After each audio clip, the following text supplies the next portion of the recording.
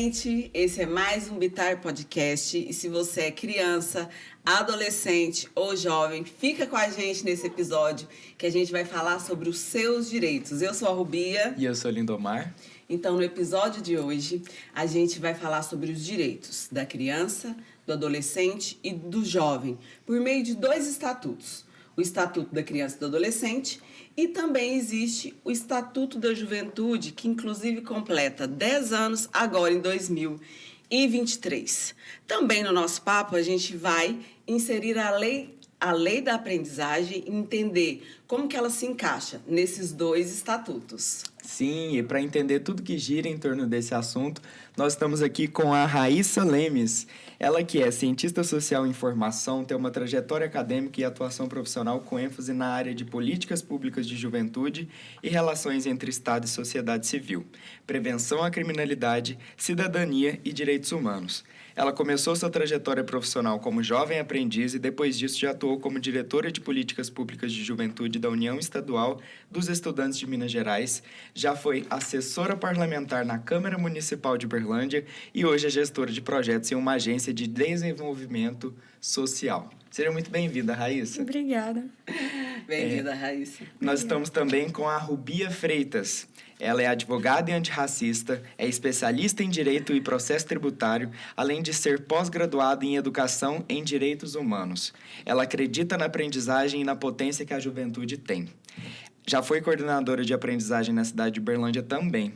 Atualmente trabalha como consultora legislativa fortalecendo a proteção dos direitos humanos. Já trabalhou em programas de atendimento a mulheres e meninas em situação de violência doméstica e também com egressos do sistema prisional. Seja muito bem-vindo, Rubia. Obrigada. Quase chamei ela de Rubia, hein? A gente já está fazendo a confusão aqui, pessoal. Seja bem-vinda, Rubia. Obrigada. Então, eu acho que para a gente começar esse assunto... antes do ECA, né, e do Estatuto dos Jovens, já existia alguma legislação que dava cobertura, né, proteção para as crianças, para os adolescentes e para os jovens? Na verdade, existiram leis que antecederam o ECA, que é o Estatuto da Criança e do Adolescente. Porque eu acho que a gente tem que dizer que quem a gente entende que é criança, quem a gente entende que é jovem, foi mudando com o tempo e com a história. Em algum momento a ciência disse, olha, quem é criança é até tal idade, quem é jovem é até tal idade. E a legislação também foi acompanhando e foi mudando esse entendimento. E na história do nosso país, durante muito tempo, também foi vinculada a questões religiosas, porque teve uma época da nossa história que o Estado da Igreja estava vinculado. Então, em algum momento, era possível casar com 14 anos e não tinha nenhum problema. Entendia-se que aquela hoje, adolescente já poderia casar. Mesma coisa o encaminhamento para o trabalho. Antigamente, com 7 anos, já era normal você ter uma criança aprendendo algum ofício para poder trabalhar, né? Só que eu acho importante destacar a grande diferença que o ECA trouxe das legislações anteriores, que são os 2 códigos de menores, que era o quê? O Código de Menor, ele separava o cuidado, a atenção à criança para as crianças em situação regular e as crianças em situação irregular. O que é uma situação irregular? É uma criança que não tem família, é uma criança que é órfã. Para elas, eu tinha o Código de Menor. Para as crianças que estavam consideradas na situação regular, que é aquela que tem família, eu tinha a legislação civil que era aplicada normalmente. Nessa separação que eu estou trazendo, tem um problema muito sério, que a gente está aqui falando da aprendizagem, não pode ficar sem falar, que é o quê? Quem eram essas crianças que estavam nessa condição, né, que era chamada de uma condição irregular? Porque eu venho de um país que tem uma história escravocrata, né, o último país a abolir a escravidão na América, né, e eu tinha uma realidade em que essas crianças negras que foram passando pelo processo abolicionista, elas simplesmente eram deixadas, abandonadas, colocadas à mercê do Estado na rua. Então, essas crianças irregulares eram as nossas crianças negras, que foram separadas da sua família no processo da escravização e foram abandonadas pelo Estado no processo da abolição, né? Então, esses 2 códigos, que era o Código de Menor, ele estava preocupado com o quê? Com a vadiagem, com essas crianças que estavam na rua. Eles estavam preocupados em colocar essas crianças em algum lugar para prestar serviço. Então, essa realidade dupla de situação regular e irregular é que antecedeu o Estatuto da Criança e do Adolescente. E aí está a sua importância. Porque quando a gente fala que o Estatuto da Criança e do Adolescente ele traz a proteção integral às crianças, ele está dizendo que o Brasil rompeu com esse antecedente minorista em que dividiu o jovem em situação regular e irregular. Né? Então, é muito importante a gente dizer isso, porque quando a gente nasce e cresce em um lugar que já tem direitos, né? Então, nem sempre eu consigo valorizar aquilo que eu hoje já posso usufruir. E hoje a gente tem o ECA, que foi uma legislação que veio depois da Constituição de 88, com muita luta dos institutos e dos grupos de proteção à infância. Então, também não foi uma coisa que um dia acordaram e falaram, não, vamos acabar com isso. Esse negócio de separar as crianças está errado, agora vamos cuidar de todo mundo igual. Não foi assim. Foi mostrando, olha, não está certo. A forma como que vocês lidam com a criminalização da juventude está errada. Como que vocês tratam esse grupo desse jeito e esse grupo desse outro jeito? Não dá para ser assim. Então, foi uma luta muito grande até a gente conseguir garantir esse direito a essas crianças na Constituição e depois vir o ECA, o Estatuto da Criança e do Adolescente, para poder regulamentar aí a Constituição e, de fato, garantir mais direitos fundamentais a todas as crianças, numa proteção integral. Então, isso é muito importante destacar, porque lá atrás, depois da Lei do Ventre Livre, eu já tenho o contrato de soldada. O que é isso? Era o contrato que regulamentava o trabalho infantil. Então, quando eu tenho a Lei do Ventre Livre, que ao contrário do que todo mundo diz, não deu liberdade aos filhos de mulheres escravas, essa liberdade tinha que ser paga, essas crianças eram obrigadas a trabalhar. E como que era regulamentado esse trabalho? Pelo contrato de soldada.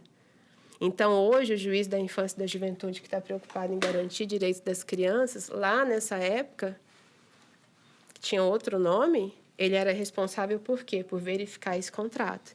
Quem vai cuidar dessa criança em troca do serviço? Como que vai ser essa troca? Só fazendo uma pausa. O que é essa lei do ventre livre?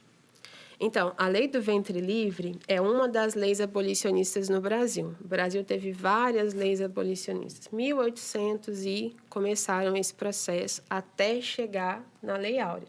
A Lei do Ventre Livre foi uma dessas leis abolicionistas. E o que a gente aprende na escola? Que todo mundo fala, né? Tá lá na prova para você responder. O que foi a Lei do Ventre Livre? Foi a lei que deu liberdade aos filhos de mulheres escravas. Então, na nossa cabeça, o que a gente pensa? Aquela mãe, aquela mulher, ela é escravizada e o filho dela é livre. Só quem vai cuidar dessa criança? Então, na verdade, essa criança, ela não era livre. Ela foi colocada numa condição chamada de liberto, em que ela era obrigada a prestar serviço para poder pagar a sua liberdade. Então, Ou seja, não era liberto. Não era. Então, todo o processo abolicionista ele é cheio dessas pegadinhas. E em relação à criança e adolescente, a Lei do Ventre Livre é o que mais se destaca, porque todo mundo achou que, de fato, aquela criança ela não era escrava mais, mas, na verdade, ela foi colocada numa condição de obrigatoriedade de prestação de serviço de trabalho. Então, quando a gente fala de proteção integral à criança, que é o que o ECA traz, eu não posso esquecer dessa história e do tratamento diferenciado das crianças no nosso país. Porque em um momento da história foi autorizado que uma criança branca brincasse com uma criança negra como se essa fosse um objeto. Então, eu não posso desconsiderar os reflexos que essa realidade tem quando eu olho para a minha sociedade hoje e eu preciso garantir direitos iguais, proteção integral, é a palavra do ECA, a todas as crianças. Rúbia, só pensando aqui na sua fala sobre reflexos, a gente também vê esse reflexo de um passado no perfil, muitas vezes, de quem está inserido na lei da aprendizagem, de quem é jovem aprendiz também, pensando aí na dimensão do Brasil, né? Sim. Hoje, quando a gente fala de aprendizagem, que é esse programa de inserção da juventude no mercado de trabalho, e a gente olha o nosso público, não só o público que tem interesse mas também o público que consegue, de fato, essa inserção pelo programa, eu consigo claramente ver esse recorte de cor e raça, mas também esse recorte de gênero. Porque eu também tenho a questão de gênero que eu não posso descartar quando eu estou falando de empregabilidade de jovens no Brasil, né? Então, quando a gente fala especialmente de público colocado em vulnerabilidade, porque é diferente você ser vulnerável e você ser vulnerabilizado. Então, quando eu olho um público hoje que está em vulnerabilidade e que precisa desse cuidado integral, eu ainda consigo ver claramente que existe aí um recorte de cor e raça de quem está nessas condições de menos acesso à garantia desses direitos que estão no ECA. Perfeito. E era muito comum, ainda é, na verdade, o trabalho doméstico de meninas, principalmente meninas em situação de pobreza, meninas negras, né, nas casas de família, essa exploração do trabalho, assim. Então, acho que é uma questão que até hoje a gente precisa pensar ainda, né, o quanto esse trabalho é explorado e o quanto é criado uma espécie de escravização contemporânea, assim, mesmo que muitas vezes não se veja dessa forma, né? Então, tem até um filme que eu gosto bastante, chama Que Horas Ela Volta, que no caso não...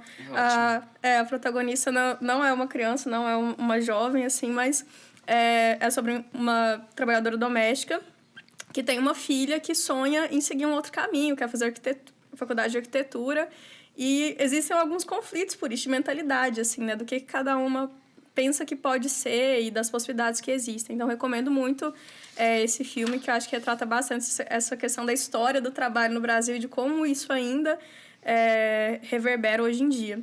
Queria fazer um comentário também sobre o Código de Menores, que uma coisa que eu sempre comento, assim, quando as pessoas falam menor aprendiz, não é menor aprendiz, é jovem aprendiz. E tem 2 motivos para isso. Primeiro, porque quem pode fazer parte do programa de aprendizagem não são só pessoas até 18 anos, né, que são conhecidos como os menores de idade, e então isso começa errado a partir daí, dizer que é menor aprendiz. Mas tem uma outra questão, que é esse termo menor, ele caiu em desuso, deveria ter caído, na verdade, porque ele cria um estigma, que eu acho que é um termo que até usei já no podcast sobre políticas públicas, que é o estigma, né? É você colocar sobre um grupo determinadas características como se ele se resumisse a isso. E esse termo menor, ele cria esse estigma de pessoas inferiores, pessoas que precisam ser só que alguém mande nelas, né? Que é um etarismo, assim, de achar que crianças e adolescentes e jovens, pessoas até 18 anos, são só cidadãos de segunda categoria, digamos assim. Então, esse termo menor a gente tem evitado usar ultimamente, né? Ao se falar sobre direitos de criança, adolescente e jovens por conta disso. E muita gente fala, é mimimi, é problematização. Mas, na verdade, existe toda uma questão na linguagem também que reforça essa ideia de que são pessoas inferiores e que, na verdade, não são. É verdade. E que muito tempo foi considerada, né? Então, quando a gente fala da importância do ECA, o ECA está dizendo isso, são sujeitos de direitos.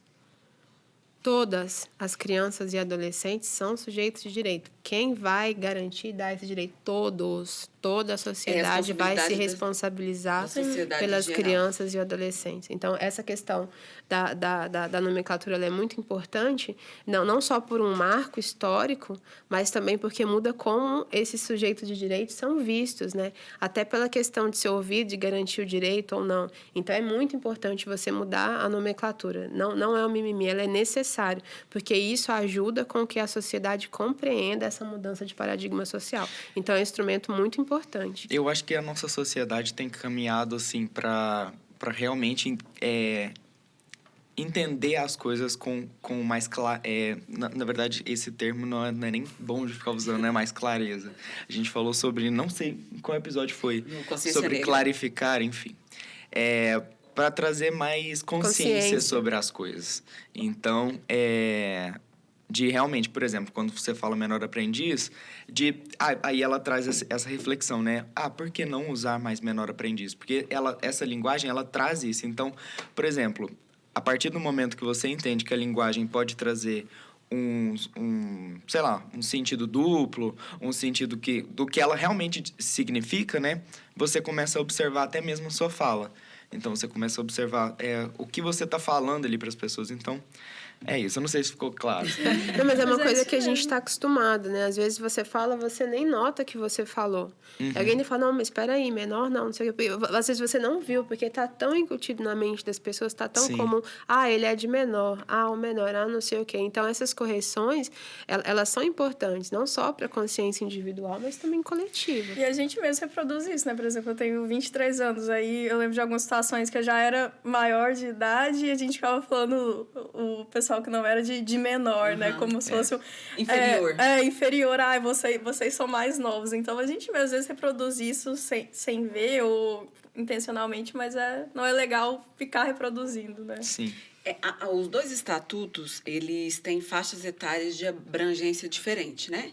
Uma complementa a outra, porque o Estatuto da Criança e do Adolescente vai de 12 a 18 anos e o Estatuto da Juventude contempla aí pessoas de 15 a 29, é isso? Se eu não Sim. estou enganada? Eles têm um ponto Isso. de intersecção, assim, né? Que tem uma parte do público que é abrangida pelos dois estatutos, né? Que é o de 15 a 18 anos. Então, o Estatuto da Criança e Adolescente ele vai pegar de 0 até 18 anos, né? Que até 12 é considerado criança.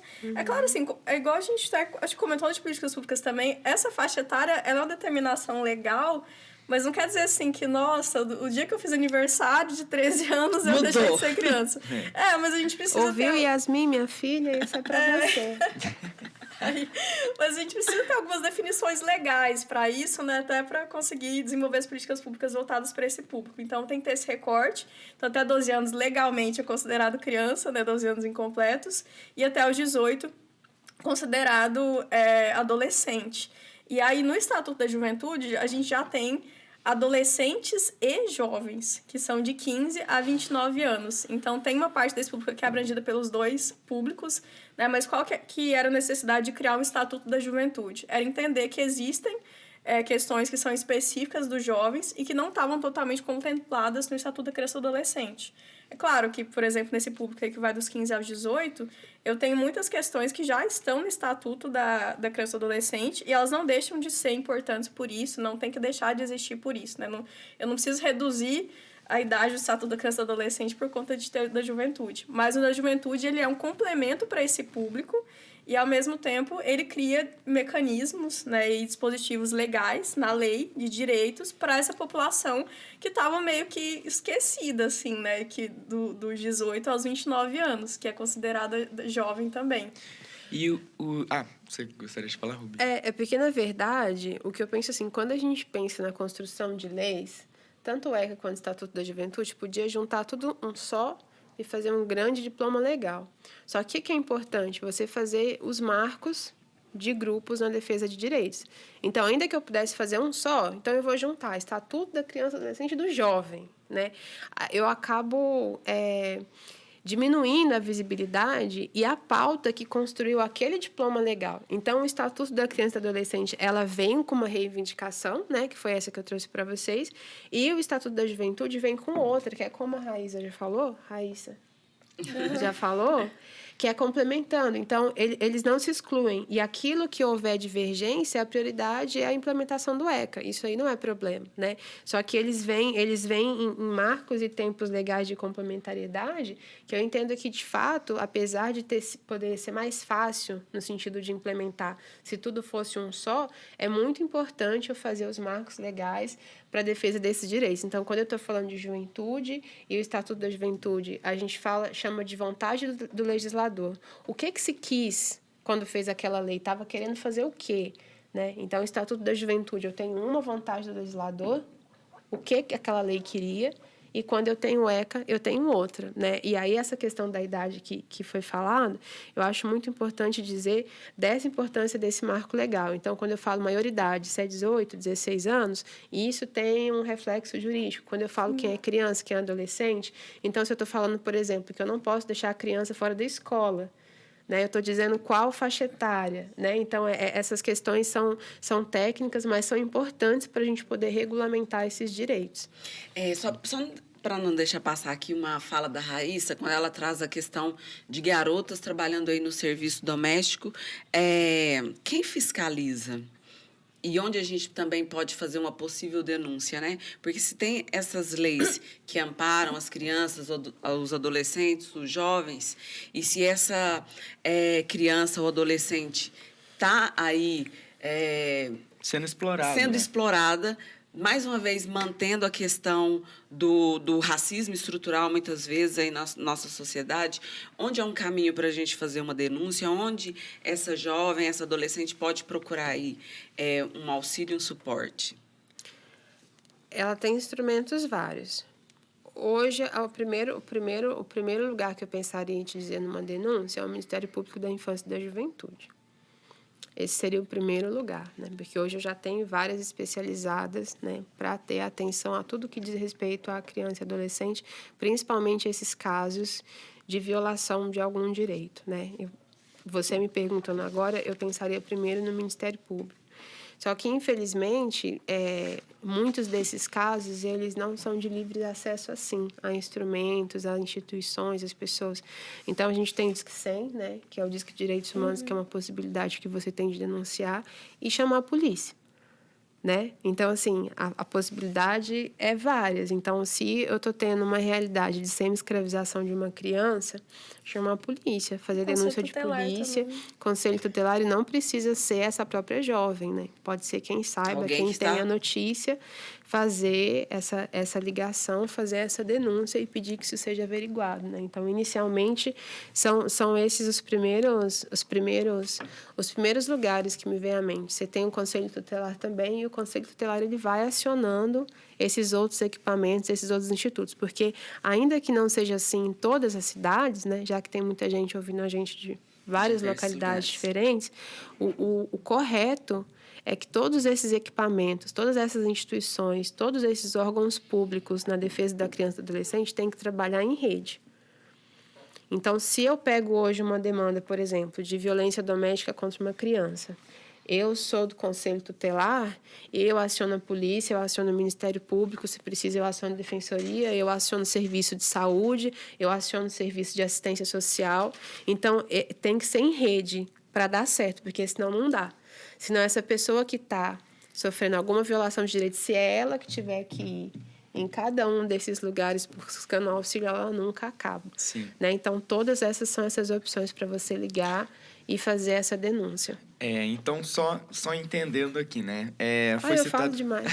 Não, mas aqui a gente tá para conversar mesmo. Então, só entendendo aqui. O Estatuto da Criança e do Adolescente, ele não foi criado lá na época da escravidão, mas começou a surgir a ideia dele. Quando foi que ele foi efetivamente criado? Eles falaram assim, a gente vai criar um Estatuto da Criança e do Adolescente e também o Estatuto do Jovem, né? Existiu algum marco, assim, específico? A gente sabe que existiu a Lei Maria da Penha por conta do que aconteceu com a Maria da Penha, né? Existiu algum marco, assim, para criarem um estatuto? Então, eu não sei se tem um marco como o caso, como o episódio da Maria da Penha. O que eu posso dizer é o seguinte: o ECA, não, eu posso ter me expressado errado, ele não começou a ser construído na época da escravização, não. Mas eu estou falando para você de um marco histórico. A lei não nasce do nada, né? Tem vários acontecimentos que antecedem aquilo ali. Existe um movimento muito grande, muito forte de meninos e meninas de rua, né? Antes ali da Constituição Federal de 88, que já falava dessa questão da criança abandonada, de que isso precisava ser diferente. E o ECA surge muito próximo da Constituição, né? Em 1990. Eu acho que é interessante a gente pensar isso, que é chamado de Constituição Cidadã. Justamente foi falar desses direitos. Então, 2 anos depois só vai surgir o ECA. Então, o marco para o ECA foi todo esse movimento da construção da Constituição de 88, que teve participação de várias iniciativas populares para construir aquilo ali. Imagina, assim, vamos falar numa linguagem bem popular, assim, um grande jogo no Maracanã, com aquele tanto de gente. Tsunami. Então, foi toda uma movimentação que antecedeu a Constituição de 88. Porque até chegar à discussão legal de uma norma, ela vem da rua. Lei que é boa vem da rua, gente. Lei que é boa vem resolver um problema que existe. Lei que é boa não vem Maria da do Penha livro. foi muito assim também, né? Foi uma pressão através dos grupos sociais que Isso, conseguiram... não foi um episódio isolado dela, porque são várias Marias da Penha que existem aí, né? Então, existe uma movimentação muito grande em volta, e o grande debate que antecedeu o ECA, que antecedeu a Constituição de 88, foram as legislações minoristas. O que a gente está fazendo com as nossas crianças? Está colocando preso, está obrigando a trabalhar, a quantidade de criança na rua, o que eu vou fazer com essas pessoas? Né? E muitos grupos já vieram falando, são pessoas. Não pode deixar na rua porque até então, e hoje isso é muito comum, ninguém está preocupado com quem está em situação de rua.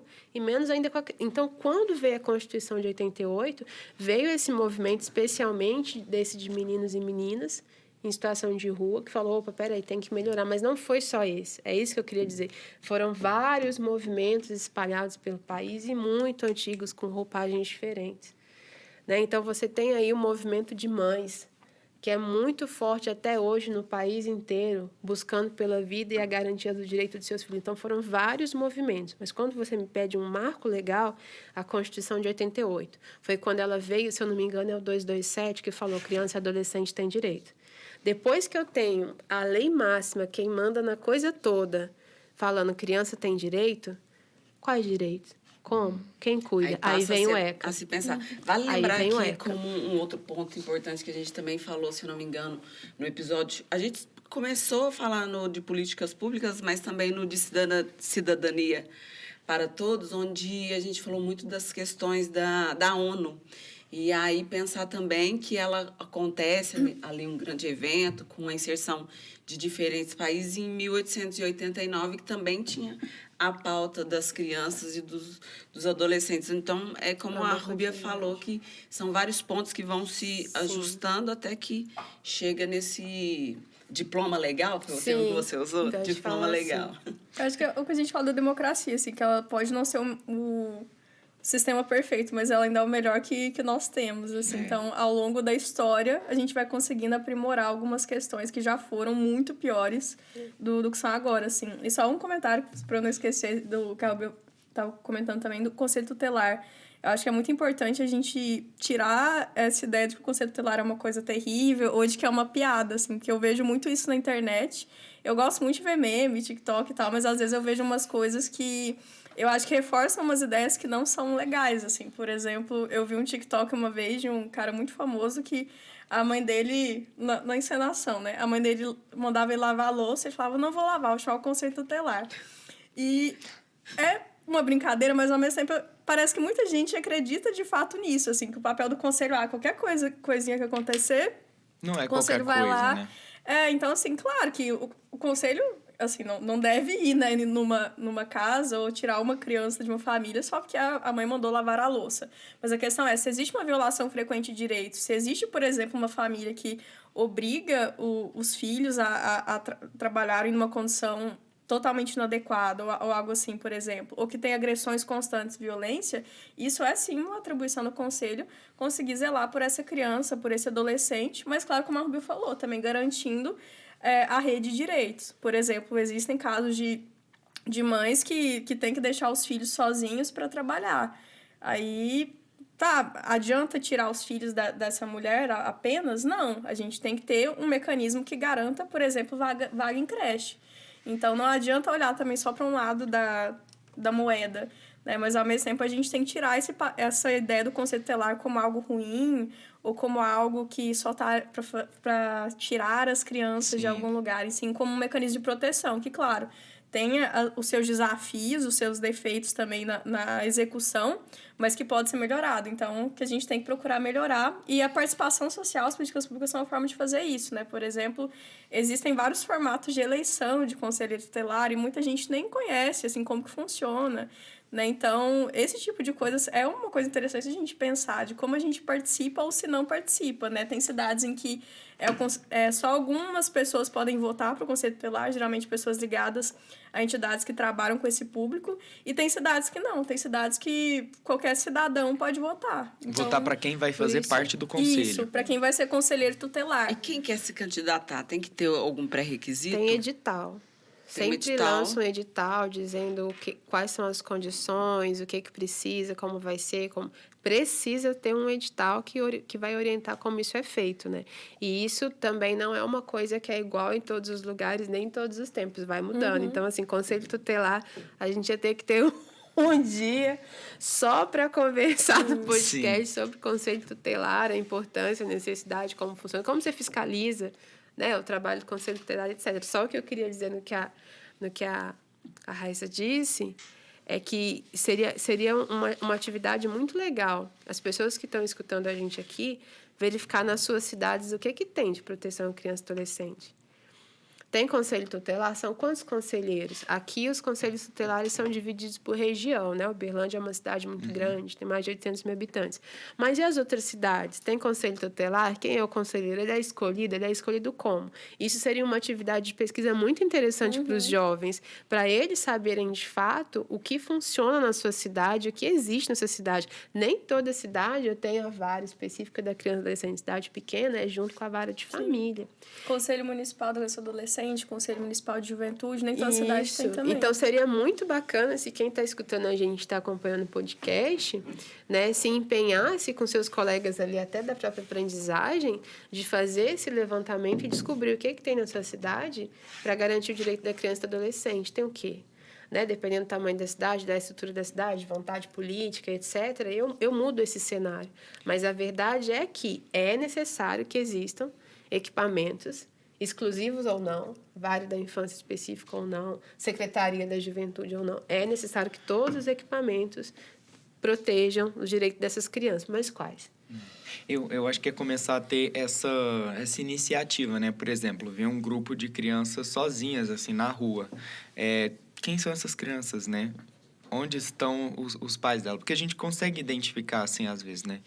E aí teve um dia que eu tava andando na rua e eram 3 crianças, assim, andando na rua meio que perdidas, sabe? Aí eu fui observando elas andando, aí no que elas foram andando, na outra rua elas encontraram a mãe delas. Então, aí eu fiquei observando, mas eu pensei assim, gente, essas crianças estão perdidas, mas eu pensei... eu vou perguntar, né? Mas como elas estavam andando também, eu fui observando para ver se iam encontrar alguém, né?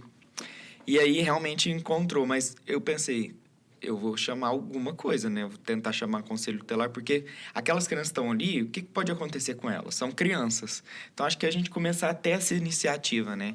De se questionar, falar assim, gente, será que aqui... É uma situação que eu posso fazer que eu devo, como cidadão, né? Sim, Eu acho que... porque a gente tende a invisibilizar. Invisibilizar? Existe essa palavra? Sim. Existe. em colocar essas pessoas como invisíveis, né? Então, a gente vê situações, a gente continua andando, né? Só que eu acho que a gente deve começar a reparar ao redor, assim. E não é, ai, meu Deus, não tenho tempo para isso, não vou me envolver com isso. Não. Né? Esse seu envolvimento pode fazer uma grande diferença na vida daquela criança ali.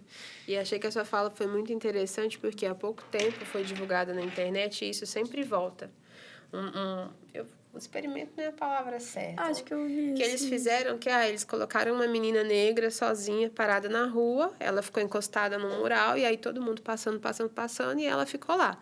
Depois colocaram uma menina branca, loira, na mesma situação, e todo mundo vinha, você tá sozinha, você tá perdida, cadê seus pais, você precisa de alguma coisa e tal. Então, quando a gente está falando dessas situações em que a gente pode acreditar que aquela criança está vivendo algum tipo de situação que está em vulnerabilidade, está na rua, está sozinha, está perdida, tem pai, não tem pai, comeu, está com fome, o que está acontecendo? Porque a gente não pode esquecer que as vulnerabilidades que essas crianças estão expostas são várias. Então, eu tenho até tráfico internacional de criança. Sim. Né? Então, não é só se ela tá na rua ou não. Peraí, que situação que envolve aquela criança ali? São várias.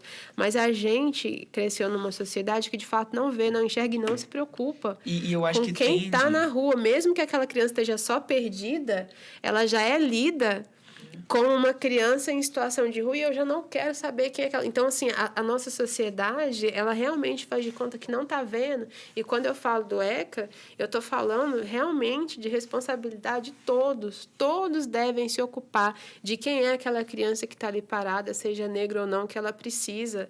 Ela tem família, ela não tem família, ela está na rua, ela não está na rua.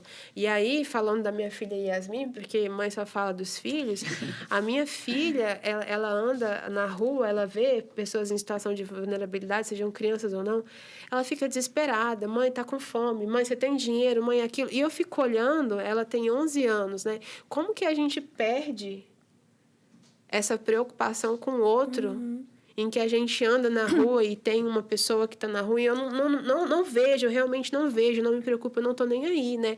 E a minha filha é um grande choque para mim, porque ela mostra como eu também faço parte desse grande social em que me acostumei a ver crianças e adultos em situação de rua e a normalizar isso. E ela fica como, mãe, mas tem que ter algum lugar, eles têm que poder dormir em algum lugar, tem que poder comer. Ela não está certo, não tem comida, outro não tem. E quando eu falo de criança colocada em situação de vulnerabilidade, isso é ainda mais grave. E é o que o ECA diz. A criança, ela precisa ter tratamento prioritário em todas as políticas públicas de saúde, de cultura, de lazer, de assistência social, seja essa criança em situação regular ou não, que não existe mais, que é o que eu expliquei lá no começo. Então, quando eu vejo uma criança que eu acho que ela está numa situação irregular, ela está abandonada, ela está perdida, ela é órfã, eu acredito que eu não tenho responsabilidade, mas isso é um grande mito, é uma grande mentira. Todos nós temos essa responsabilidade com essas crianças, independente de onde e como elas estejam. E quem traz isso é uma informação legal. Primeiro vem a Constituição, que é quem manda em tudo, e depois o ECA, que discorre isso em todos os seus artigos para não deixar dúvida. Então, é isso mesmo. Né? Pode ser que uma atitude muito simples sua, de chamar o policial e falar assim, olha, policial, verifique que aquela criança já deu 2 voltas, não sei o que está acontecendo, isso salva a vida de uma pessoa. Igual você falou, né? Você falou sobre o tráfico de pessoas, existe escravização sexual, existe escravização para serviço doméstico também, então manda para fazenda, manda para não sei onde, né? Gente, teve uma novela que falava sobre real. isso. Tem uma novela que que conta essa história sobre o tráfico humano. Então, eram jovens, né, que às vezes vieram de outra cidade ali, e aí vão para procurar uma oportunidade, e eles falam assim, a gente tem uma instituição, enganando esses jovens. E aí eles falam assim, vão para uma fazenda onde vocês vão estudar, e lá eles vão ser escravizados, né? E mesmo assim, de uma maneira muito maquiada, né? Não é explícito, assim, vocês estão agora sendo escravizados. Eles vão entendendo o que está acontecendo com eles. É real. Eu acho as nossas crianças e as nossas adolescentes estão expostos a diversas situações de perigo e de violência. E o ECA veio para isso. Isso que o Lindomar traz na novela, né? Que muitas das vezes a arte, de forma geral, novela, filme, série, reflete a vida. Tem uma relação direta aí também com esses crianças e adolescentes desaparecidos, muitas vezes, né? E uma coisa que, na sua fala e na do Lindomar, sobre o protagonismo. Então, eu vejo uma situação, eu quero saber do conselho da minha cidade, eu me junto ali com um grupo, vou pesquisar. A sua filha, quando olha para a realidade e fala, mãe, a gente precisa fazer alguma coisa, tem a ver também com esse empoderamento atual da juventude e do protagonismo dela. Eu queria que vocês falassem um pouco sobre esses protagonismos na nossa sociedade, da importância deles. Como ser protagonista também, né? Olha, eu vou dizer uma coisa. Eu acho que a juventude já é. Eu acho que hoje a juventude no país, ela põe e tira quem ela quiser em instituições políticas, prefeitura, legislativa e etc., né? Só que, infelizmente, ainda tem uma fragmentação desses jovens, como a gente está falando desde o início, e as preocupações deles são diversas. Mas hoje a juventude, ela dá a linha de como a gente se comunica, ela dá a linha do que a gente consome enquanto cultura, ela dá a linha da nossa forma de organizar e reivindicar, né? Seja nas ruas ou seja digitalmente, né? Então, a juventude, para mim, a minha opinião pessoal, né? Ela sempre foi protagonistas de movimentos históricos importantes no país. Todos, desde sempre. Ela sempre A foi. própria redemocratização, né? A gente falou da Constituição de 1988, né? No período depois da ditadura, teve um papel muito importante dos jovens, principalmente no movimento estudantil. Foi o Caras Pintadas, escolas, né? universidades, sim. A juventude, para mim, ela sempre foi protagonista. O que eu tenho hoje que dificulta essa organização dessa potência é essa realidade múltipla da juventude. Porque quando a gente está falando de Brasil e a gente tem falado de crianças em vulnerabilidade, criança com 7 anos já mantém família, já ajuda a mãe e o pai trabalhando, não vai para a escola para trabalhar, é uma realidade. A gente vê a realidade, né? Até para jovens aprendizes, né? Jovens aprendizes que com aquele salário ali precisam sustenta a para família. ajudar Sim. a pagar a conta. Então, quando eu estou falando de potencialidade da juventude, para mim ela é muito plural. Solução de problemas, tecnologia. Gente, o que mais tem de empresa que compra tecnologia nas comunidades no Rio de Janeiro por valor irrisório, preço de banana, e vende por 100 vezes mais. Atores, os meninos daquele filme A Cidade de Deus, que fizeram um filme por troca de uma refeição, um skate, um nada, e são profissionais. Então, eu acho que o que eu ainda tenho é uma vulnerabilização e uma criminalização da juventude. Porque potência e protagonista ela é. Ela é em comunidades, ela é na universidade, ela é dentro das suas famílias, né? Porque a juventude, ela traz para dentro de casa o próprio questionamento. Então, por exemplo, eu vou te responder agora como mãe. Os meus filhos me questionam o que eu aprendi, o que eu acho que eu sei. Então, a juventude, ela traz essa questão do questionamento, ela leva para dentro de casa, né, para os pais, coisas que ela vê na escola, que ela vê na televisão, que ela troca no trabalho. Então, para mim, a juventude ela já é em si potência. Só que para mim conseguir ampliar essa potência, eu preciso minimamente dar condições de que ela seja, esteja e realize. E isso ainda não é feito de forma igualitária no nosso país. Porque quando a gente fala até para acesso à política das mulheres. Por que eu tenho poucas mulheres na política? O que eu preciso fazer para ter mais? A juventude é a mesma coisa. Por que eu tenho poucos jovens na política? O que eu preciso para fazer mais? Muitos jovens, eles ainda têm preocupações de subsistência. Então, ele vai se preocupar com aquilo ali. Ele tem casa, tem família. Mãe solo, então a mãe solo normalmente é o mais velho que entra ali para ajudar na casa. Mas ele está sendo protagonista também na família. Né? Em alguns casos, até como não deveria, né? Ele deveria ter ali os seus direitos de criança e adolescente garantidos.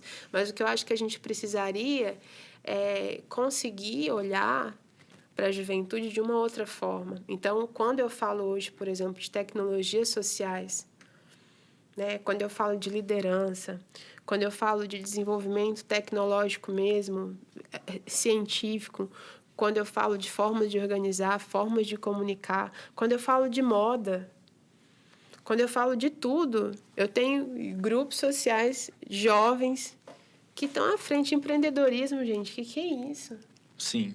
A gente veio num momento errado que tinha que estudar, arrumar trabalho e ganhar dinheiro. Hoje não. Olha o que os jovens conseguem fazer com as ferramentas que eles têm. E grande parte desse público empreendedor também é de mulheres, né? Que tem uma questão de gênero muito forte, assim. Então, que é uma questão, inclusive, que a gente precisa diferenciar, né? Eu vi um post uma vez de, um menino vendendo bala no sinal é empreendedor. Não, é uma pessoa que está numa situação de vulnerabilidade também e que faz aquilo porque precisa sobreviver. Empreendedorismo é outra coisa, né? É você conseguir... Isso é ótimo falar, porque às vezes a sociedade reforça que certas ações de Deus, são então, empreendedoras. A meritocracia não existe. O empreendedorismo, Vamos ele explicar é o que muito que é. importante. Tem muitas pessoas que fazem empreendedorismo por necessidade, mas que conseguem formular sobre aquilo e conseguem ter bons empreendimentos a partir disso. Inclusive, é muito importante incentivar o comércio local, incentivar as pessoas à nossa volta que estão ali com uma lojinha, tipo...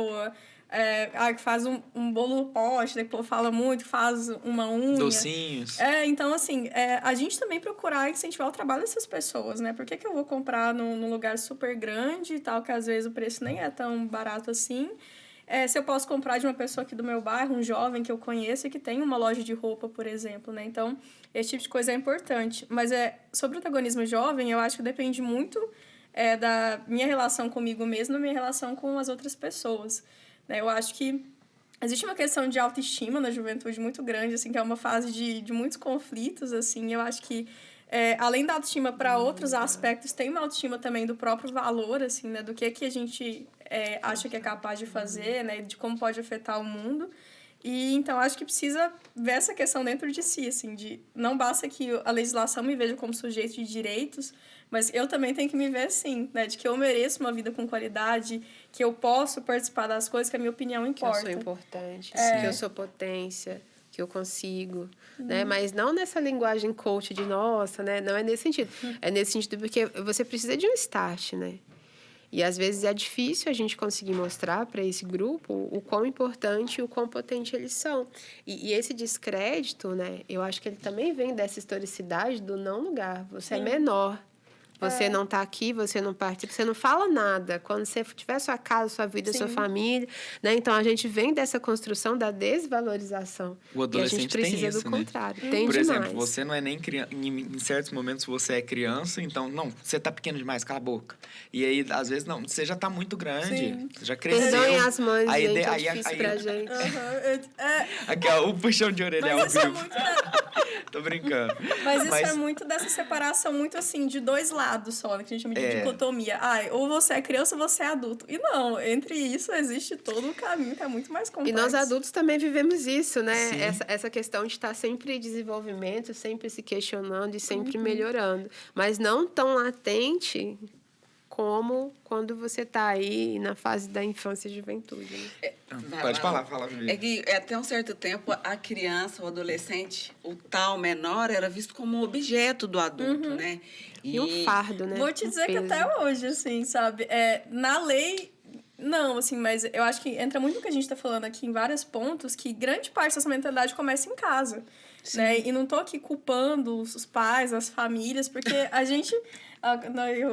Vai muito da criação também, porque né? a gente aprendeu isso também. Hoje eu... Geracional. Eu não sou mãe ainda, mas eu pretendo ter filhos um dia. E eu pesquiso muito sobre um negócio de uma educação positiva. E eu penso assim, caramba, isso era inimaginável para pessoas, tipo, gerações anteriores. Falar com os filhos sobre inteligência emocional, coisa assim. Gente, porque essas pessoas não tiveram esses recursos também, né? Como que você vai ensinar para os seus filhos uma coisa que você não teve acesso antes? E que não é fácil ter também, Sim. né? Porque por mais que tenha oportunidade hoje, assim, de ter debate de inteligência emocional, por exemplo, né? Sobre fazer terapia, tem pais que falam assim, não, terapia pra quê? Mas, na verdade, é porque, às vezes, tem tantas dores, assim, internalizadas que não tá preparado, assim, pra mexer. Sim. E aí vem uma juventude já com sede de movimentar tudo e fazer transformação. Isso gera conflito muitas vezes, né? Então, acho que é um debate que a gente precisa enfrentar também, que muitas vezes o espaço da família, da casa, ele pode ser um lugar de violência também. Sim. E que o fato de a violência estar sendo cometida pela família não torna isso menos grave.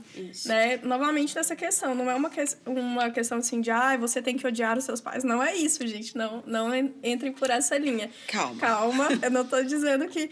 Mas, assim, que a gente precisa levar isso em conta também. Quando tá falando de direitos de criança e adolescente, precisa entender essas dores. É claro que adolescente reclama de tudo, né? Eu sei. Entender os pais, né? Também a família. Mas nem tudo é inválido. Não quer dizer, tipo, adolescente, não precisa levar em conta, não. Pode ser que tem reclamações e tem coisas que não fazem muito sentido, que é uma coisa da idade mesmo, mas não quer dizer que por isso eu não tenho que escutar, que eu não tenho que entender o que está acontecendo, né? Então, acho que é importante a gente ver isso para que a própria família passe a ver esse adolescente, essa criança como sujeito de direitos também, mas que é um processo muito complicado, né? Não é uma coisa simples de um dia para o outro. Eu quero falar em defesa das mães.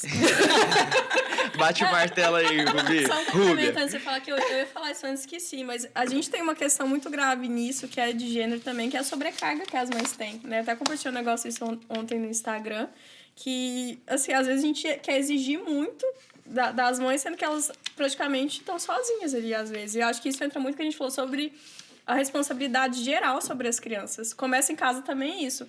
A sociedade tem uma ideia de que a filha é a responsabilidade da mãe. Mesmo quando tem o pai junto, ainda se tem essa ideia.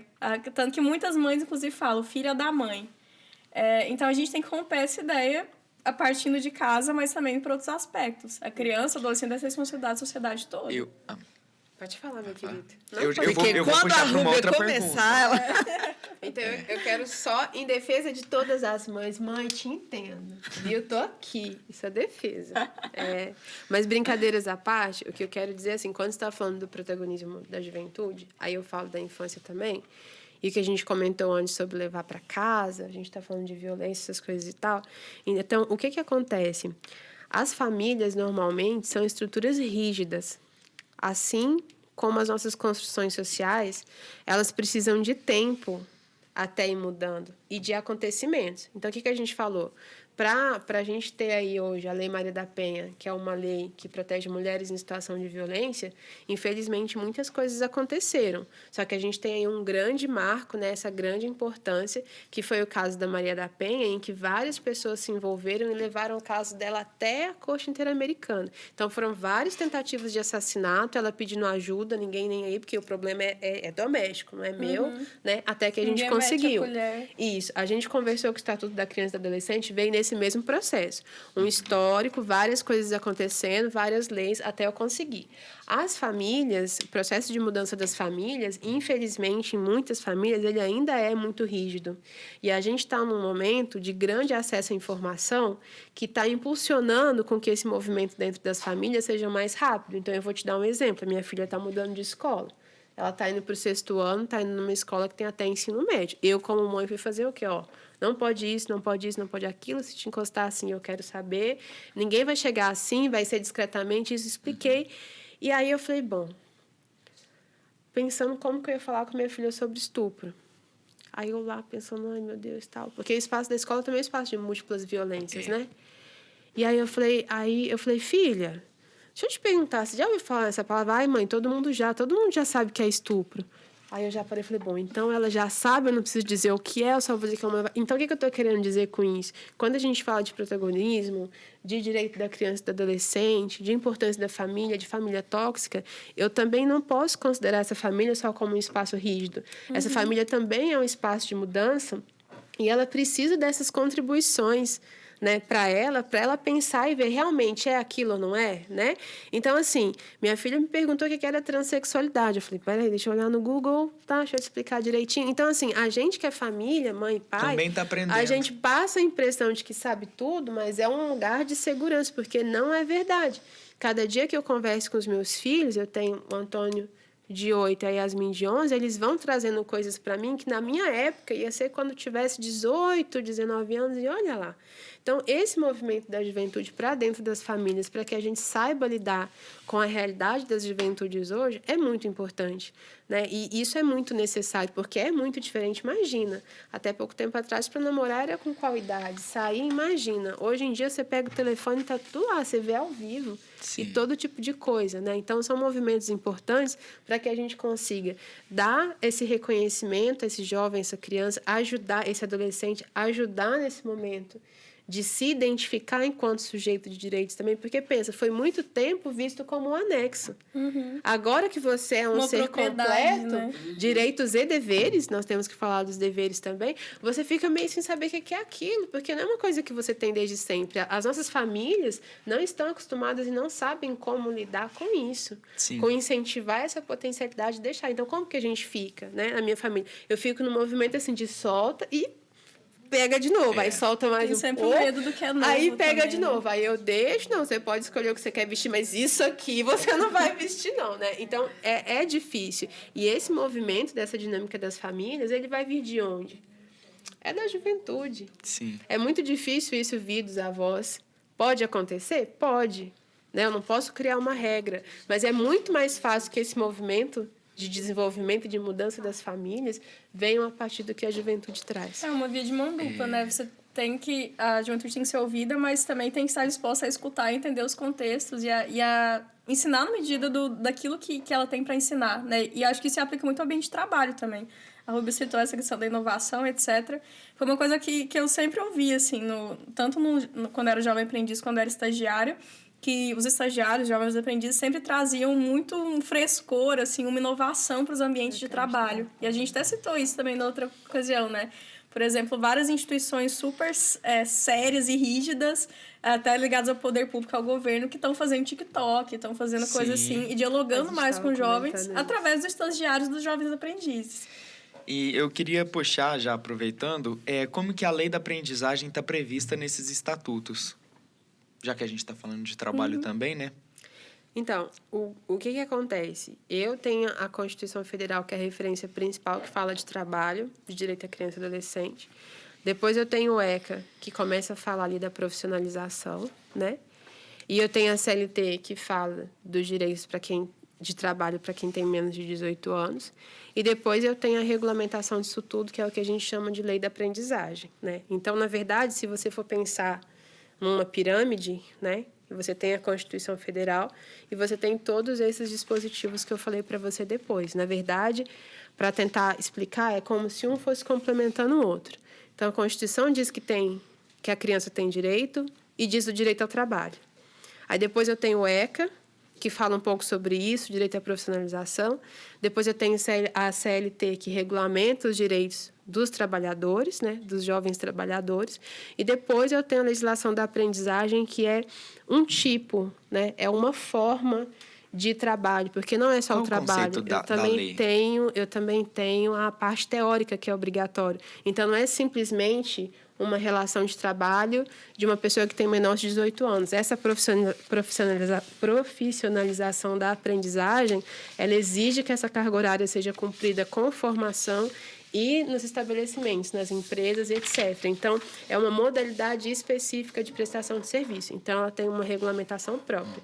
A regulamentação da aprendizagem, que é aquilo que a gente estava até falando antes, hoje ela se dá por decreto. São vários decretos que vieram regulamentando a aprendizagem, que é o quê? Essa aprendizagem, para além dos direitos do jovem, é essa questão das cotas, né? Quantos por cento cada empresa vai ter, como é que cobre, como é que não cobre, se o jovem for pessoa com deficiência, isso tem direito, aquilo não tem. Então, a maior parte, né, da regulamentação da aprendizagem hoje, ela está via decreto. Então, qual o conceito, assim, da lei da aprendizagem?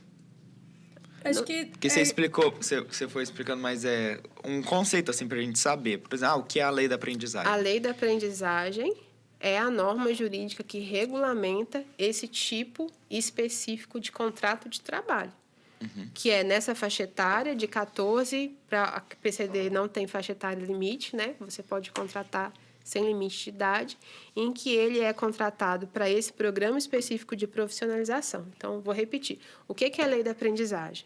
A lei da aprendizagem é a regulamentação legal desse tipo de profissionalização, desse modelo de profissionalização, em que os menores são incluídos no mercado de trabalho com a supervisão, a formação, a capacitação de instituições. Perfeito. E aí você citou PCD. PCD é pessoa com deficiência. Pessoa com deficiência. Então, ela pode extrapolar ali o limite dos 24 anos, que é o que a chamada lei da aprendizagem rege até então. Isso. Eu acho, inclusive, que a gente poderia ter um episódio só para tratar da aprendizagem para pessoas com deficiência, que é um tema muito necessário, muito urgente, né? Mas, respondendo a sua pergunta, eu tenho vários critérios. É uma grande coxinha de retalho. Como é que é a questão de carga horária, direitos trabalhistas, férias, e isso, e aquilo, e o outro, e o outro. Em relação a pessoas com deficiência, eu não tenho limite de idade. Eu não tenho limite de idade para pessoas com deficiência. Então, uma pessoa de 30 anos, uma pessoa com deficiência que quiser participar do processo de aprendizagem, cumprir com todos os requisitos legais que tem, ela pode participar. Diferente do outro jovem que ele tem um limite de idade, até a questão de tempo de aprendizagem dos contratos, né, que foi uma das mudanças de 2022. Então, é caso a caso. A gente precisa olhar caso a caso. Eu tenho a regra geral, esses direitos e deveres geral da aprendizagem, mas eu tenho exceções, né? Então, por isso que algumas questões não tem como ser generalista. Eu preciso olhar caso a caso. Mas PCD eu não tenho limite de idade. E existe, a Raíssa falou que ela já atuou tanto como jovem aprendiz e também como estagiária. Então, existe uma diferença entre esses dois universos. Vocês poderiam pincelar a diferença dos direitos, por exemplo, da pessoa estagiária e dos direitos de um jovem aprendiz? Então, o que eu posso trazer para você é o seguinte: a aprendizagem é uma coisa, o estágio é outra coisa. São coisas diferentes, são modalidades diferentes. Eu, por exemplo, enquanto jovem, eu posso participar do projeto de aprendizagem ou do estágio, que é o que a Raíssa fez, ela vai falar. Mas o que eu quero dizer é que são legislações e são contratos distintos com objetivos distintos. né? Então, a aprendizagem ela é uma ferramenta de profissionalização, de ingresso no mercado de trabalho. E ela é feita como? Ela é feita mediante orientação e apoio de instituições que oferecem a parte teórica da aprendizagem. Então, é diferente, por exemplo, eu vou trabalhar numa loja, vai me contratar ali por fora, né? Fora da carteira, eu vou trabalhar 8 horas, vou receber o meu trabalho. Isso aí não é aprendizagem. A aprendizagem, ela tem que estar vinculada, então, ao instituto de ensino e o teórico e o prático que acontece na empresa, e ela vai ter direitos trabalhistas. Isso. A aprendizagem, ela tem a parte prática na empresa, ela é acompanhada por uma instituição nas questões teóricas que ela precisa para aquela empresa, né? Tipo então, ela curso. tem dia na empresa, ela tem dia fora da empresa que conta como trabalho, né? E ela tem essa instituição que vai mediar essa contratação. Vai atrás das empresas, vai conseguir as vagas e vai contratar para essas empresas. Então, eu sou uma empresa, eu preciso contratar 5 jovens. Eu vou falar para uma instituição, tenho 5 vagas. O que você precisa? Eu preciso disso, disso, disso. A instituição vai contratar essa pessoa para mim, eu, empresa, e ela vai vir aqui para mim. Então, ela vai trabalhar comigo, vai receber por isso, mas enquanto ela estiver se capacitando lá na instituição, também conta como hora de trabalho. Ela recebe por aquilo. Então, isso é o contrato da aprendizagem. O estágio já é uma outra legislação e já é um outro objetivo, né? O estágio, eu acho que ele nem é considerado relação de trabalho, né? O vínculo não é seletista, não é um vínculo de trabalho. O estágio, ele é eu não sei como falar isso, para não ser... através de contrato. É um contrato, mas é um contrato de aprendizagem... Complementar a graduação, ao curso técnico. Eu acho que a principal diferença é essa forma de acompanhamento, assim, diferença na prática, né? Essa forma de acompanhamento que você faz dos 2 processos. Eu acho que o jovem aprendiz, ele tem uma política pública muito específica por conta do tipo de acompanhamento que é feito, né, em relação a ele. Junto com o trabalho e da questão de carga horária, etc., tem essa questão do processo educacional para além do local de trabalho, né? E não que isso não exista no estágio, mas acontece de uma forma diferente. Por exemplo, aqui na Universidade Federal, a gente tem estágios obrigatórios e estágios não obrigatórios. No estágio obrigatório, você vai ter o acompanhamento de um professor também que vai avaliar o seu desenvolvimento, mas, como a Ruby falou, são objetivos muito diferentes. Geralmente é para a carreira que você está se formando, etc. Então, o estágio tem essa outra modalidade. Então, para mim, o jovem aprendiz ele é mais abrangente nesse sentido de que ele aborda mais competências de ingresso no mercado de trabalho especificamente, enquanto no estágio não é uma questão tão geral, mas sim competências específicas da área em que você está atuando. E não um ingresso, né, nesse mercado. Porque a lei de estágio, por exemplo, você pode até estagiar sem receber, né? O estágio é um cumprimento que você faz de uma carga horária em algum local para você desenvolver alguma aptidão profissional que está vinculada à questão de onde você está estudando, seja na universidade, Instituto Federal, né? E outros vínculos educacionais que também permitem que você faça estágio. Só que é muito diferente da aprendizagem. Então, por exemplo, eu tô estudando, eu estou fazendo faculdade, eu quero fazer um estágio lá na prefeitura. Eu vou lá, vejo se tem um programa de estágio, se eu preciso concorrer ou não, olho as regras lá, às vezes você vai 1 vez por semana, às vezes você vai 3 vezes por semana, o seu contrato é de 6 meses, é de 1 ano, você recebe, e não é nem chamado salário que você recebe em bolsa de estágio, né, em relação de estágio. O E às jovem vezes aprendiz já tem muito baixo. salário. O jovem aprendiz, ele tem salário, ele tem horário. E a carteira assinada ele também, tem que eu acho que é carteira uma diferenciação assinada. fundamental, né? Que no estágio É muito diferente. Então, tipo, não conta para tem esse previdência. Não é, como a Ruby disse também, não é estabelecido um vínculo trabalhista no estágio. diferente. É um aprendizado, mas de outra maneira. Então, o jovem aprendiz, ele tem esse benefício também em relação... Os 2 são importantes, né? Mas a aprendizagem tem essa questão da carteira de trabalho, que é muito importante. Né? E é muito comum a gente falar assim, vai lá e pede para o estagiário xerocar. O que eu vou dar para o estagiário fazer? Estagiário está aqui, o que ele vai fazer?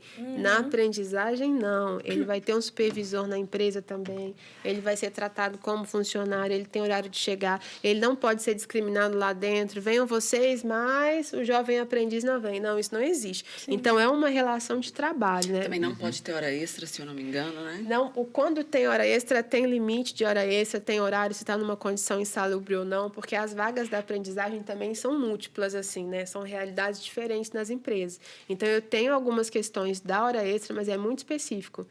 Se tiver que fazer, é tanto. Quem está em condição insalubre, quem está em condição de vulnerabilidade, é tudo muito específico. Por quê? Por aquilo que a gente conversou lá atrás, a proteção prioritária da criança e do adolescente. Então, ele não pode ser colocado em risco em nenhuma situação. Então, ele está supervisionado no trabalho. Que tem mais proteção do que no estágio. Porque tem uma diferença muito interessante também, que o estágio ele não está tão atento a essa especificidade da juventude. Então, é um estágio, tipo, não é uma coisa assim, voltado especificamente para jovens, apesar de grande parte do público ser de jovens, né? Então, eu acho que tem essa questão também do jovem aprendiz ele ser muito voltado, a própria idealização dele ser voltada para o público jovem, e isso é reconhecer essas especificidades, que eu acho que é uma coisa que está muito presente na lei da aprendizagem, né, que a gente chama aqui do ano de 2000, que é isso, reconhecer que existem condições específicas dessa população e que então não daria para tratar só como todos os trabalhadores. Não, tem que ter condições específicas também. E aí acho que é interessante também a gente diferenciar legalização de regulamentação, né? Que não é simplesmente dizer, a partir de 14 anos pode trabalhar. Não, regulamentar é estabelecer diretrizes, estabelecer regras para isso, de como que esse trabalho vai ser executado. Então, acho que a gente ganhou muito também com a lei da aprendizagem nesse sentido, assim, de que não é simplesmente, pode fazer. Não, é do como vai fazer também. Pode ser aprimorada? Assim como todas as leis, pode, sempre. Mas por isso que a gente tem alterações às vezes e tal. Mas o principal é esse. A gente reconhecer que os jovens têm especificidades, que têm características próprias e que por isso precisam de condições próprias de trabalho também. E não só colocar todo mundo no mesmo bolo, assim, né? Não é criança, então é todo mundo adulto. Não. Eu acho que pra gente ir encaminhando aí pro final, a gente podia dar uma pincelada nos direitos e nos deveres que esses estatutos eles acabam trazendo, né? Então, quais são os direitos, quais são os deveres principais ali que eles trazem? Então, são vários. A gente tinha até conversado sobre isso antes que eu falei, olha, essa pergunta é uma pergunta muito ampla. São vários direitos e vários deveres nos 2 estatutos que estão ali. Mas o que eu queria destacar, eu queria até que depois, se você discordar, se sentir à vontade para discordar de mim, é que eu penso quando você fala de direito fundamental, que é assim, o que eu preciso para viver? Né? Vamos pensar assim, o que é um direito fundamental? Vamos falar fácil. O que eu preciso para viver? Eu preciso estudar, eu preciso comer, eu preciso de médico quando eu ficar doente, eu preciso de casa, segurança, de família, segurança. Então, o ECA veio e ele trouxe ali por escrito, para não restar dúvidas de que existem esses direitos, a garantia de vários direitos fundamentais. Então, atendimento prioritário na saúde, a questão das crianças que não têm família, o que vai acontecer com essas crianças, lazer, cultura. Então, o ECA veio falando sobre inúmeros direitos. Se você quiser, a gente pode falar especificamente de algum.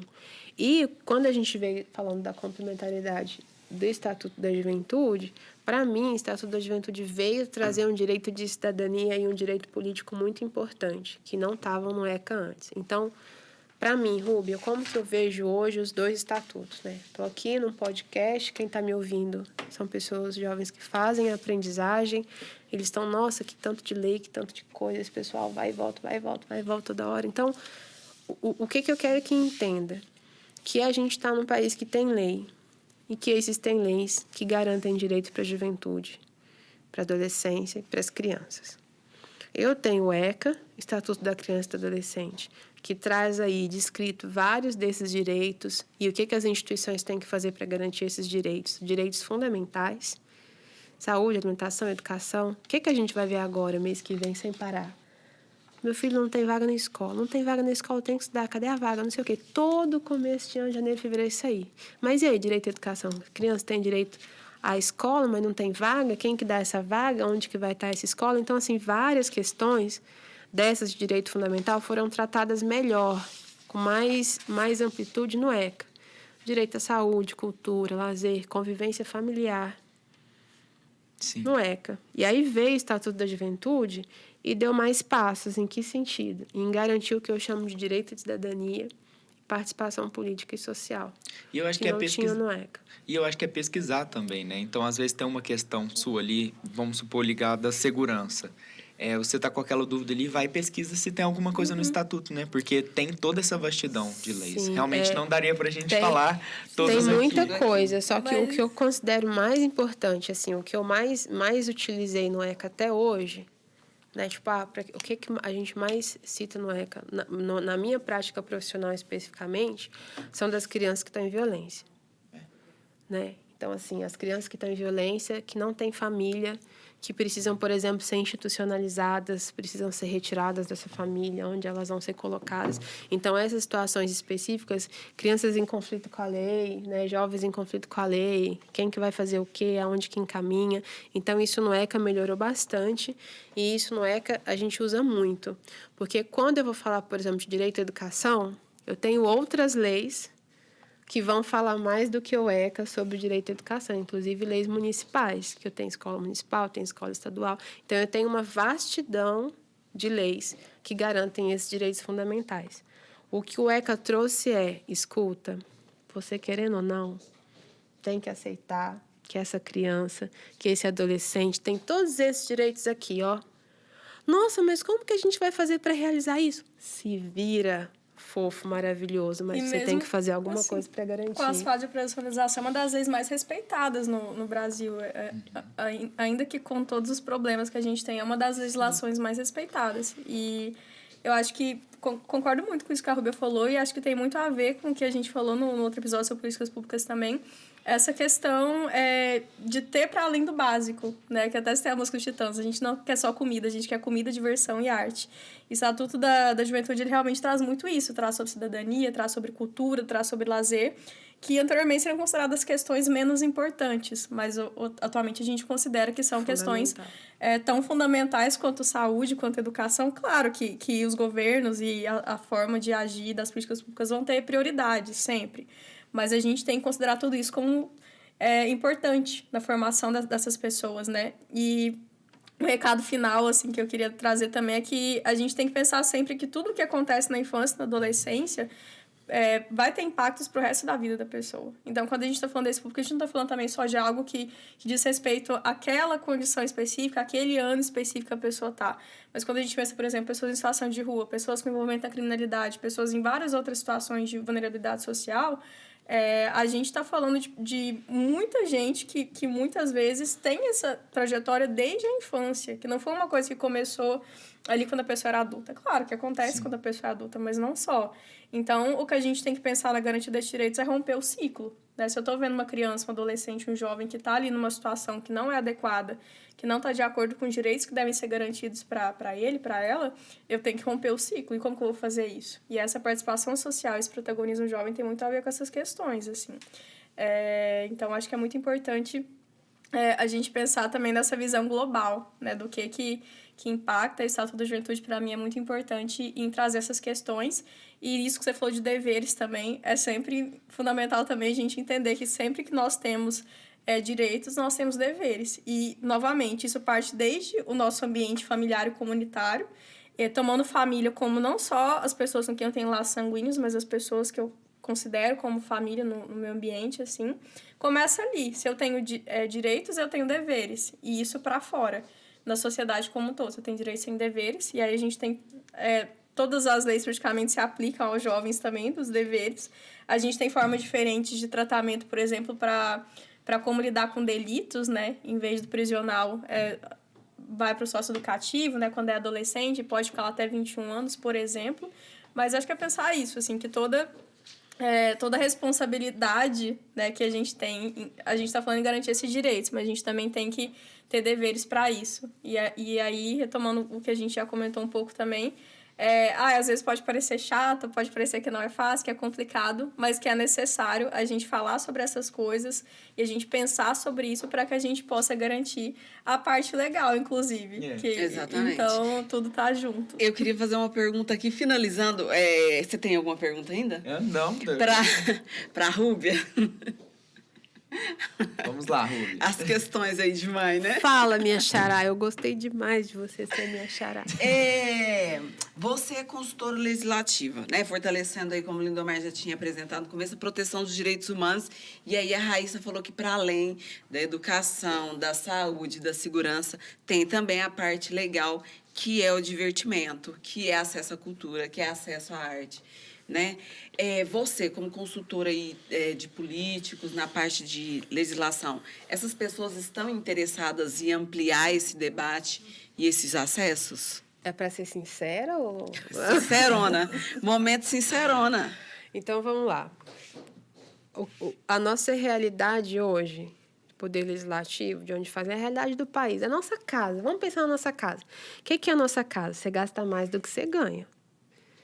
Então, você vai escolher o que você vai fazer primeiro, porque simplesmente você não vai conseguir viver como você gostaria e pagar todas as suas contas. Você vai por ordem de prioridade. Joga os boletos pra cima e vê qual é.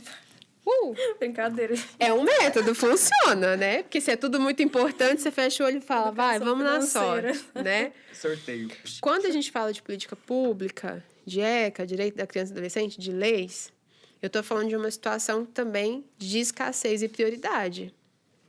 Né? Eu não tenho dinheiro para tudo, eu também não tenho interesse para todas as coisas. Então, as pessoas que devem fazer as escolhas, fazem as escolhas do que elas acham que tem que vir primeiro. Qual que é o problema que eu penso no Poder Legislativo? É muito pouco a quantidade de pessoas que se preocupam com o jovem na sua integralidade. Existem as pessoas que estão preocupadas com a segurança. Aí fala de criminalidade, aí fala dos jovens, né, que estão em conflito com a lei e se preocupam com esse grupo, com essa categoria, com esse momento. E tem transversalidade com todas as pautas, né? Tudo de alguma forma tem a ver com infância, adolescência e juventude. É muito raro. Quando eu falo, por exemplo, eu vou dar outro exemplo, um momento em que a criança ela entra no processo legislativo, quando fala da mãe. A mãe trabalhadora precisa ter onde deixar a criança o dia inteiro. Eu não estou falando que uma criança precisa de uma condição adequada para o seu desenvolvimento. Né? Então, quando a gente fala que tem que abandonar a legislação minorista, a gente tem que abandonar na nossa cabeça também. E pensar o que esse público precisa de urgente hoje. E entender que esses direitos não estão separados. A cultura, o lazer e o esporte, ele é fundamental para me falar de direito à saúde, direito à educação, convivência familiar e comunitária. Não se separa. Mas quem hoje, quantos? Vamos falar num grupo de 100... Quem hoje está aí com a pauta da juventude na sua integralidade, em tudo, colocar a juventude na frente quando fala de educação, quando fala de saúde, quando fala de emprego, infelizmente ainda não é prioridade. E quando a gente tenta fazer esses avanços, porque são avanços necessários, eu preciso olhar para a juventude com a potência que ela tem, com os direitos e deveres que ela tem. Então, hoje, o que a juventude precisa? Eu vou dar um exemplo para mim. Precisa de espaço de lazer. Olha as praças aí, jogadas, não tem nada, e os jovens precisam de lugar para estar, de lugar para ocupar, né?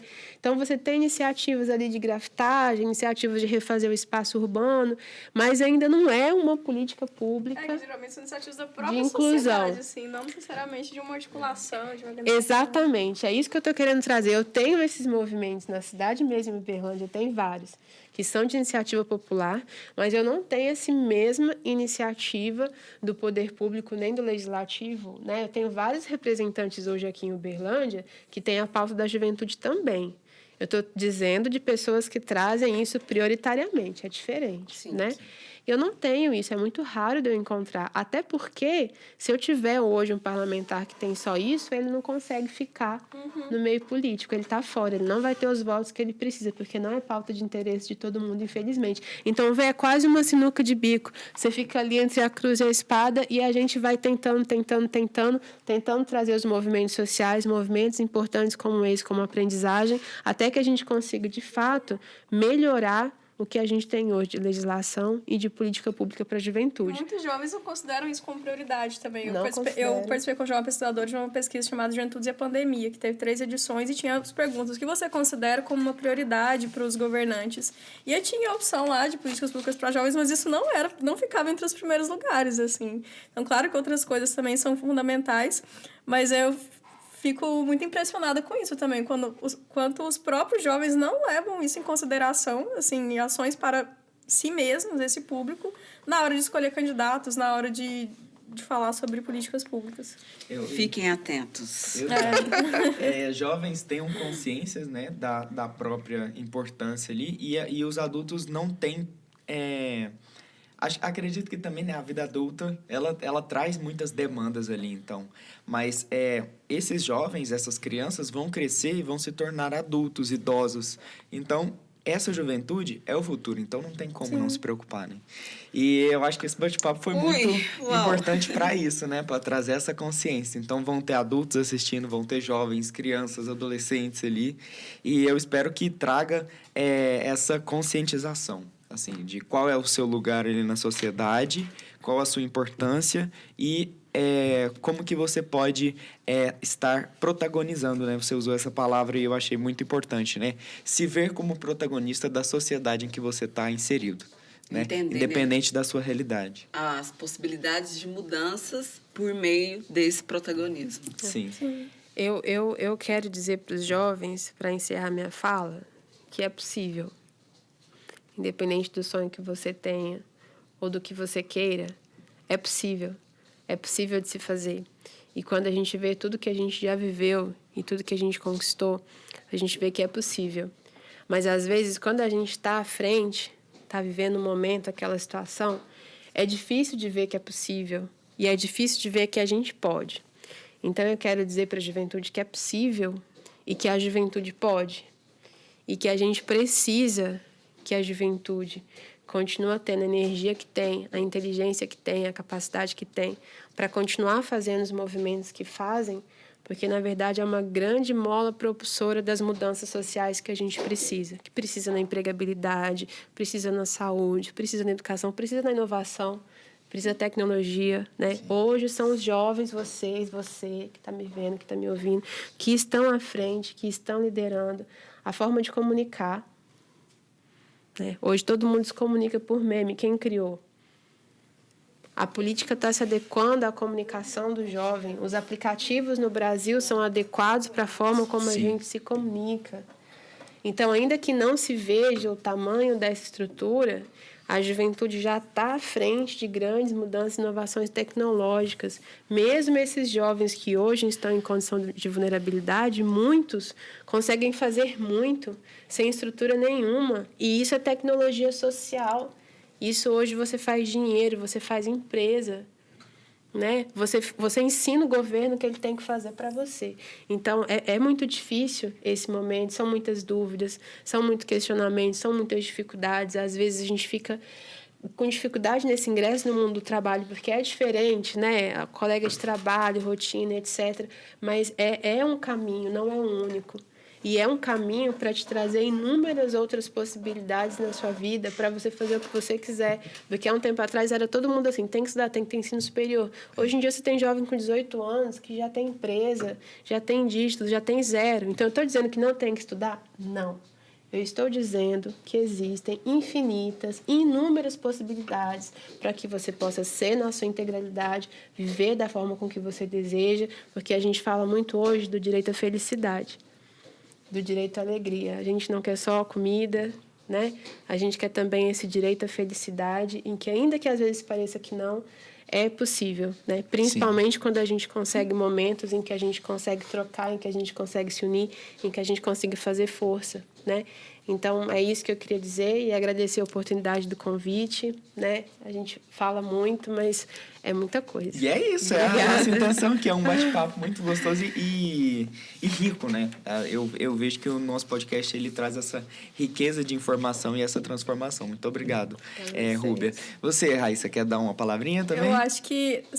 eu gosto muito dos temas que vocês trazem aqui, não só os que eu já participei, mas todos de modo geral. E eu acho que isso dialoga muito com o tema do Dia Internacional da Juventude, juventude do ano passado, que era solidariedade intergeracional, que era não apenas os jovens sem se preocupar com os direitos da juventude, mas toda a sociedade, né? E então acho que os temas que são trazidos aqui dialogam muito com isso, assim, que a gente está abordando várias coisas e várias questões que são assistidas pelos jovens aprendizes, mas por várias pessoas também.